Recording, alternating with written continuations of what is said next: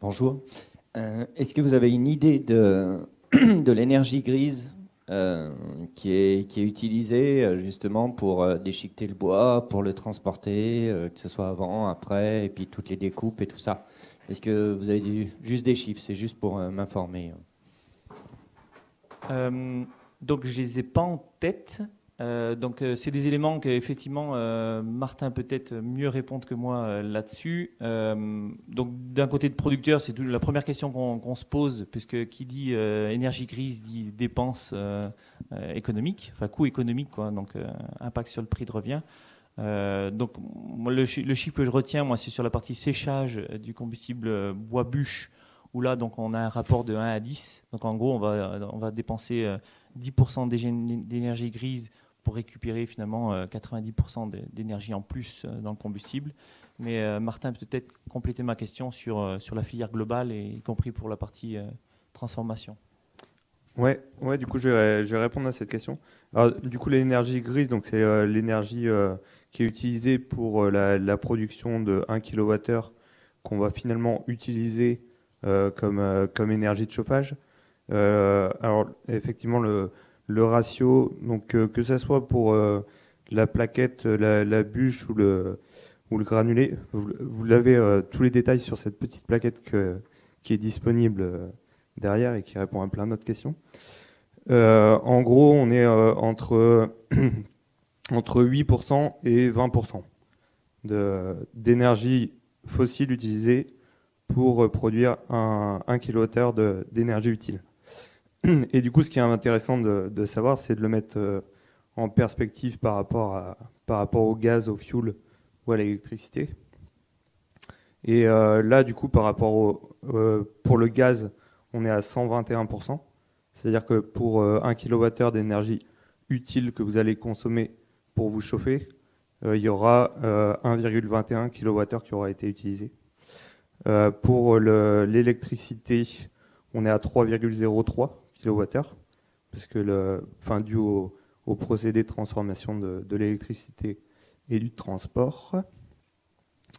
Et par rapport au fuel, on est à 1,45. Donc cette question, en fait, le bois est hyper bien placé du fait que c'est une énergie renouvelable et que le CO2 qui est capté par l'arbre et le CO2 qu'on met derrière, quoi. Je ne sais pas si ça répond à la question. S'il vous plaît, là dans vos plaquettes, est-ce que vous faites une différence entre les plaquettes qui viennent des feuillus et celles qui viennent des résineux? Et dans celles qui viennent des résineux, est-ce que vous utilisez des bois écorcés ou non écorcés? Donc il n'y a pas de différence d'origine au niveau des essences, puisque une fois qu'elles sont broyées, donc elles ont tellement un foisonnement important, donc elles prennent tellement de place que finalement la densité intrinsèque du bois au départ, donc la différence qu'on peut avoir entre le feuillu et le résineux, ne se retrouve plus une fois qu'il est broyé, quoi. Donc c'est trop volumineux, quoi. Et après sur la question du résineux écorcé, non écorcé, donc la seule raison valable d'écorcer le bois, c'est pour aller sur des filières de bois matière. Donc ça va être de la transformation donc en papier, carton, etc. Là où il y a besoin d'avoir un bois écorcé. Sur le bois énergie, on ne va surtout pas l'écorcer parce que ça va être une dépense d'énergie grise supplémentaire, alors que l'écorce brûle et peut apporter de l'énergie complémentaire, quoi. Donc si on a du bois écorcé, c'est rarement du bois qui vient en chaufferie, il va plutôt aller sur des valorisations bois-matière. Donc on parlait des connexes de scierie. La valorisation principale des connexes de scierie, vu que le bois est écorcé au départ, c'est sur les filières, donc, notamment de bois papier et bois panneau.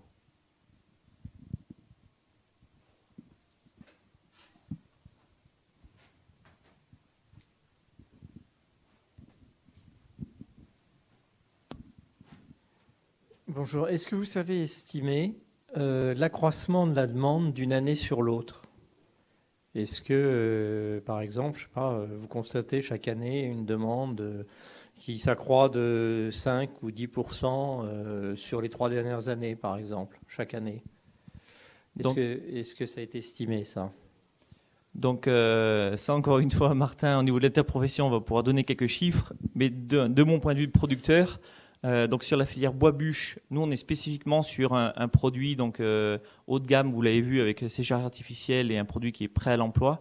Aujourd'hui, c'est un marché de niche. Donc le volume de production de bois en séchage artificiel en Rhône-Alpes, donc il est assez facile à savoir parce qu'il n'y a que 3 usines qui produisent ce type de combustible.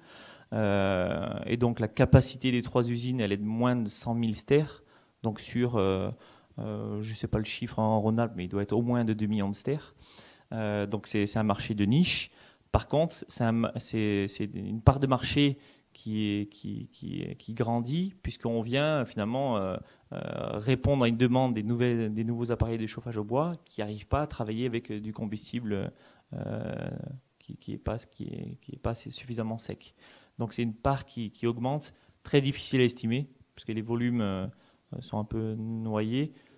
Mais voilà, donc il y a une sensibilité sur ce type de produit. Par contre, les chiffres qu'on a au niveau national, c'est que la consommation ne va pas augmenter, puisque le nombre d'appareils de chauffage au bois donc, va lui augmenter un petit peu, mais par contre, comme ils sont de plus en plus performants, leur consommation unitaire baisse. Donc on estime qu'il va y avoir une stabilisation des volumes de consommation, mais avec une part de plus en plus prépondérante des combustibles de qualité. Après, sur la plaquette forestière, c'est un marché totalement différent, parce que les réponses aux objectifs de réduction énergie fossile, etc. Donc c'est un marché qui est tiré par la construction des nouvelles chaufferies, donc qui est un marché qui grandit assez vite. Si tous les objectifs du Grand Lyon étaient appliqués, il y aurait une croissance très très forte de ce type de produit. Donc il y a une croissance, pas suffisamment forte au goût des producteurs, mais qui est là. Et donc c'est un marché qui va se développer énormément dans les 15 prochaines années, quoi. Ouais, du coup, juste rapidement pour compléter ce qui a été dit, donc sur le bois bûche et le granulé, c'est l'objectif, et ce qu'on voit, c'est donc sur le marché individuel avec l'isolation et l'amélioration des matériels et du bois, comme l'a montré Jean-Philippe sur les différents graphiques de puissance et de puissance d'appareil, de rendement d'appareil. En fait, on va consommer le même bois pour 3 fois plus de foyers. Donc ça, c'est ce qui est observé actuellement, et c'est les objectifs à 2030 et 2050 de la transition énergétique, et repris au niveau local dans les plans régionaux. Et du coup, sur la plaquette, on est sur une croissance de l'ordre de 10% par an. Enfin, du coup, il y a quelques observatoires bois énergie là, que j'ai et que je pense sont disponibles dehors. Vous pourrez avoir des réponses beaucoup plus précises sur ce sujet, quoi. Mais par rapport aux objectifs de transition énergétique, on est, jusqu'à 2012, on les suivait en progression, et depuis, avec la baisse des énergies fossiles, et puis un peu les problématiques autres des élus que de mettre en place du bois et même de la transition énergétique de manière générale, on est bien en dessous, quoi, des objectifs. Dernière question ? Oui, dernière question. Moi, je comprends que les plaquettes sont très peu chères parce que c'est un sous-produit. Ça serait un sous-produit du bois construction. Et je me demandais justement, vu que donc elle est asservie, cette production de plaquettes, elle est asservie à la production de bois construction. Est-ce qu'il y a encore beaucoup de marge du coup pour développer ça, ou est-ce qu'on risque pas d'arriver à court de bois plaquettes et de devoir déchiqueter du gros bois? Du coup, qu'est-ce qu'il y a comme marge encore justement par rapport à ça? Quand vous parlez de marge, c'est de marge entre la demande de petites plaquettes et la quantité de plaquettes qui sont produites en tant que sous-produit du bois construction. Alors, pour préciser, quand on parle de plaquettes forestières, c'est de la plaquette qui provient de la forêt, donc c'est évidemment lié à la récolte de bois construction. Par contre, on a parlé de sous-exploitation tout à l'heure, et il y a toute une partie finalement de ce produit qui vient de la sylviculture elle-même, quoi. Donc avant même de récolter le bois construction, on va venir donc améliorer la forêt en enlevant donc les arbres les plus mauvais, de mauvaise qualité, de façon à favoriser la croissance du bois construction futur. Donc il y a un lien très fort entre les deux, mais qui n'est pas forcément concomitant dans la production. Donc quand vous parlez finalement de est-ce qu'il y a suffisamment de marge, aujourd'hui c'est vrai qu'il y a des tensions, surtout quand on sort de 3 hivers qui, à notre sens, sont trop chauds, parce qu'il n'y a pas assez de consommation donc, sur le marché. Donc les producteurs sont sur stock. Et puis les consommateurs industriels, donc des grands groupes exploitants, vont venir faire jouer la concurrence et venir faire baisser les prix.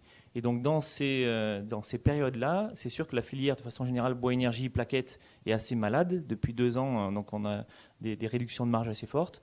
On a du mal à réinvestir, mais on le fait quand même parce qu'il y a des projets de construction de chaufferie qui sont là.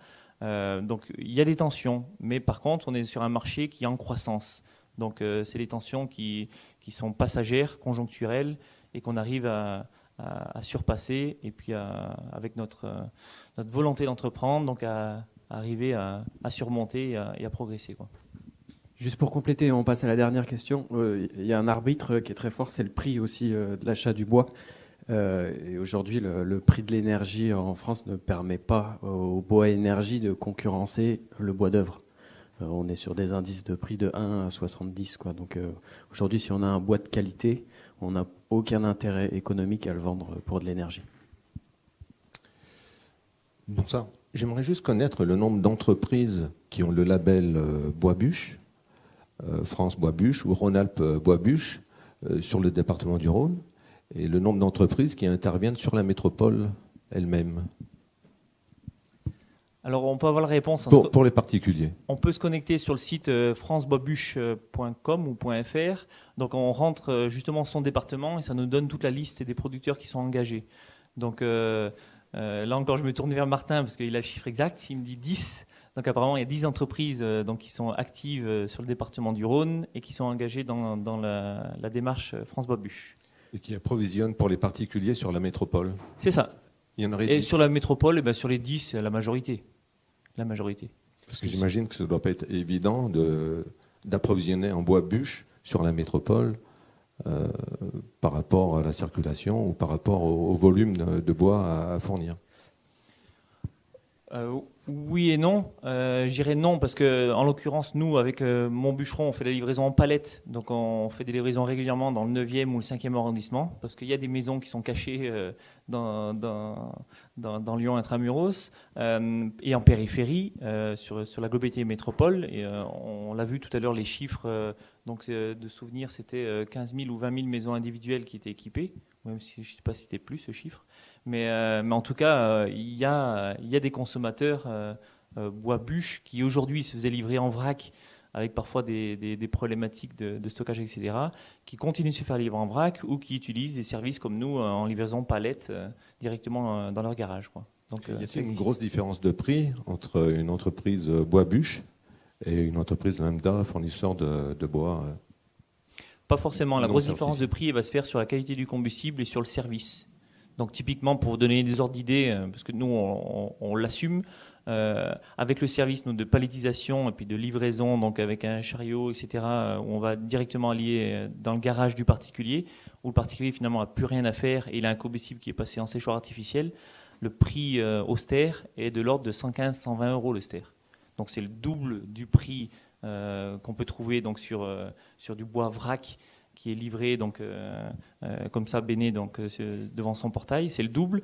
Par contre, vous avez vu l'impact de la qualité donc, sur les puissances, etc. Donc finalement, si on compare au contenu énergétique, la différence n'est pas si forte. Parce que pour un bois qui est moyennement sec à 30% d'humidité à 60 euros le ster, finalement, s'il est séché en séchoir artificiel, si on garde le même prix à l'énergie, il vaut 100 euros le ster. C'est à peu près équivalent. Et après, il y a le service de livraison qui est de l'ordre de 20-25 euros le ster avec la livraison finale packagée dans un produit palettisé, quoi. Donc il y a une demande pour ce type de produit, ce type de service avec des gens qui sont contents d'acheter ce produit, quoi.